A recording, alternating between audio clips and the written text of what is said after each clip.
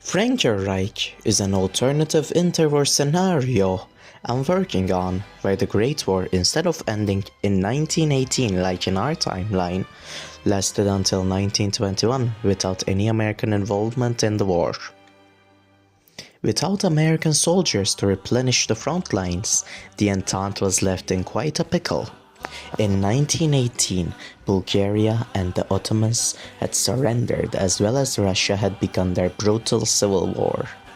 But in this chaos, Austria-Hungary managed to stall its ethnic uprisings as the Austrians sent the Russian front's divisions to the Balkans to stabilize the region.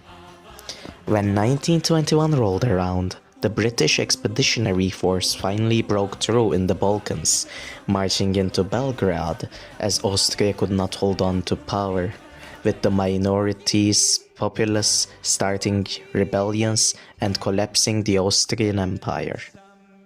The British population, expecting their boys to finally return home after the Balkan victory, were surprised as the War Command decided to send the expeditionary forces to liberate Romania instead of returning home, which was the spark that finally lit the fire back in the Isles. In Cornwall and Wessex, the English populace under the leadership of Huey Long's brother, Earl Long, formed the Union State of Britain, officially starting the English Civil War. Seeing their opportunity, the Scottish people rose up, declaring independence as the Royal Navy forces hurried to set up a resistance in Aberdeen against the Scots. While in London, the extremists who had wanted to continue the war couped the democratic regime as the Democrats fled across the English Channel to France and the Channel Islands. And the monarchist forces, who wanted to sue for peace with the Germans, secured Liverpool in a dramatic takeover of the militarist stronghold. While all this was going on in the Irish Isles, the Irish Republic finally liberated the island as the Irish Republic was established as the full English collapse in World War I was secured. Now the Great War had turned into a war against the French and Germans once again, but there was a difference from our timeline. In 1919, Spain had joined the Central Powers after their controversial German-aligned monarch had dragged them into the war without Senate approval.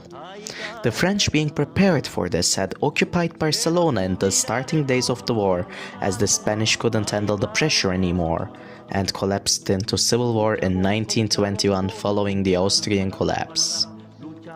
The French and Italians, having to fight against the Germans who had just secured Eastern Europe by themselves, weren't the most hopeful, as the Germans inched closer and closer to Paris. Each day, the High Command declared total war against the Germans. The populace of France, after years of fighting, rebelled and rioted in the streets of Orleans, as the people marched into and occupied the historic Palace of Versailles, under the leadership of Antonin Artaud's accelerationist regime, while the loyalists to the democratic regime entrenched in Paris and were forced to sign a mutilated peace with the German Empire, as Italians, taking advantage of the situation, invaded and occupied Nice and started an invasion of Corsica. After the victory, the Kaiserreich established a puppet state in Belgium and Eastern Europe. But because of the prolonged war, the German populace was starving and relied on the cheap Ukrainian grain shipments coming through Poland to stay alive. But when in the year of 1924, Tukhachevsky's Red Army started the Polish Civil War, the grain shipments were cut, and the German populace has had enough. Even after being victorious, over 11 million Germans were left dead from starvation and a prolonged war. The Germans stormed the Kaiser's estate as he was put under house arrest in Augsburg, with the Weimar Republic established in Berlin. Bavaria, with Hungarian socialist funding, started its uprising as Adolf Hitler and Otto Strasser set up dictatorships in the west, while the anarchists under the leadership of Musham stormed Leipzig and central Germany. The Americans tried stepping in, landing troops in Schleswig, but it was of no use, as the German army command retreated to Prussia from Berlin, starting the new Prussian military kingdom. With the German army returning from France, it was left leaderless, as they set up their own army state in Alsace and Lorraine, as they planned to return to their homelands with brute force. Now, taking a look at Russia, Lenin had been assassinated in 1922 by an anarchist. Without Lenin, the Reds lost organization and were easily kicked out of Moscow as Kolchak's forces and the Whites declared total victory. After a week of celebrations, Mr. Makhno, who had been exiled from Ukraine, started an anarchist uprising in Leningrad.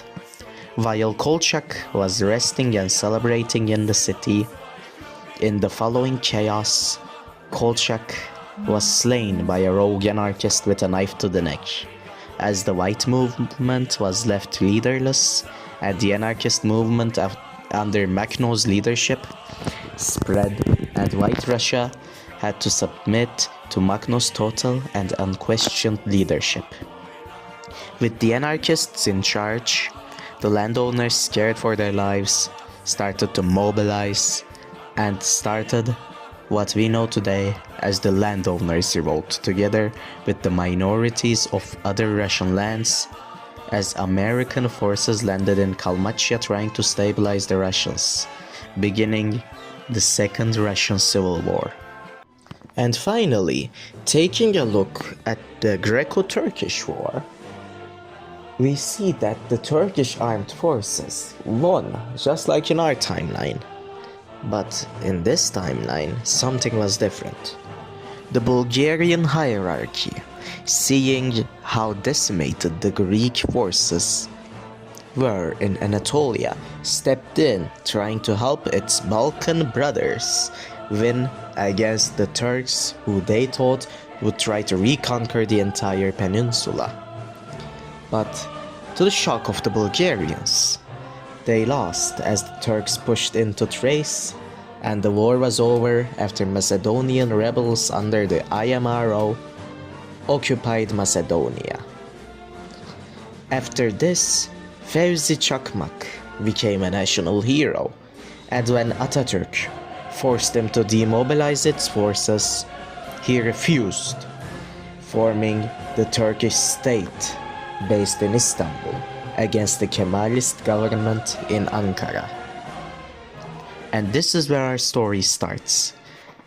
After the landowners' revolt breaks out, it's up to you to control who can liberate their former nations and create a new hegemony over Europe. Will the Italians remain the only superpower? Will the accelerationists create a new European order? Or will Mother Anarchy spread throughout the world? Can America survive Black Monday's economic collapse without any outside loners? Well, you can find out now, as this is a playable scenario in the free history game Pax Historia.